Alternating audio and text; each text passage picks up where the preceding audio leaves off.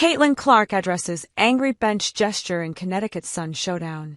Last time when Caitlin Clark took up court against the Connecticut Sun, she had an eye poked and the Fever were kicked out of the playoffs in the first round. So, when CC entered the court once again a year later to take up the same team with some new faces, she ensured to have an impact. And she did exactly that. But it wasn't really so easy.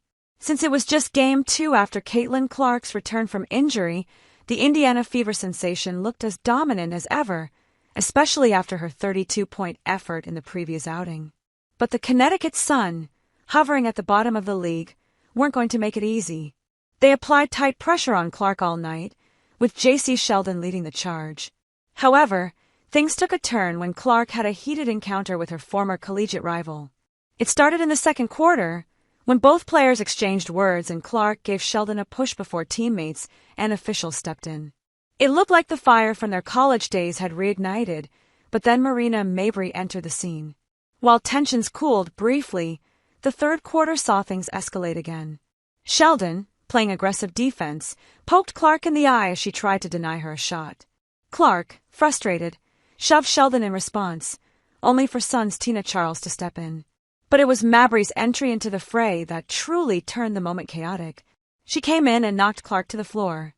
Players and officials quickly intervened to break up the scuffle. The result? Technical fouls were handed to Charles, Mabrey, and Clark, while Sheldon received a flagrant one foul. For most players, 2 consecutive hits would be enough to throw off their rhythm. But Clark isn't just another player. She didn't let the moment define her, sort of mocking Sheldon with her skills and the following gesture to the crowd. When asked about the flex, she simply said, "No, I mean, at the end of the day, I'm here to play basketball, and that's my job. That's what I'm going to do." I was excited. Honestly, the review took too long for me. I wanted to get playing basketball again, and that's exactly what I did the rest of the third quarter. And she meant every word. With around 4 minutes left in the fourth quarter, Clark buried a deep three-pointer as Sheldon scrambled to close out, missing 2 three-pointers in the final 5 minutes before getting ejected. The shot pushed the Fever's lead to 20 and put an exclamation point on their 88-71 win. I made all 3 free throws, and it was a tough 3. I was excited about the 3, Clark added, rubbing salt in wounds unintentionally. But that wasn't the only way she did that. After her three-pointer, and after saying some words to Sheldon, Clark turned to fire up the crowd, something she's quickly become known for. Clark let everyone in the Sun know about it, and Sheldon wasn't too pleased. As the announcer described it, J.C. Sheldon is there with her hand in her face. And in the end, it all paid off. She finished with 20 points, going a perfect 4 from the line in just 29 minutes of action. That's why Clark isn't just one of the most talked about players in the WNBA. She's already one of its most beloved.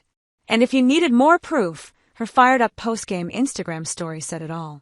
After the third quarter scuffle made all the headlines and the game wrapped up, Caitlin Clark quickly shifted her focus to something much bigger. She forgot about the hits and instead zeroed in on the Indiana Fever's dominant 88-71 win over the Connecticut Sun, a victory that punched their ticket to the Commissioner's Cup Championship. And to mark the moment, Clark took to Instagram and uploaded a story by reposting a game day photo of herself fired up on the court. "You like that?" read the caption. Well, that phrase alone was enough to tease the opponents, especially since CC not just nailed it, but also grabbed a significant win. And it is very understandable, too. The Indiana Fever held on to its wits the entire game, so they deserve a little haughty celebration. As Natasha Howard put it, we already knew what Connecticut was going to come out and do it, but at the end of the day, we stayed level ahead, and we fought together as a team, and we came up with the victory. So, now that Clark is back in her dominant mode, she's making it clear, proving no physicality can stop her.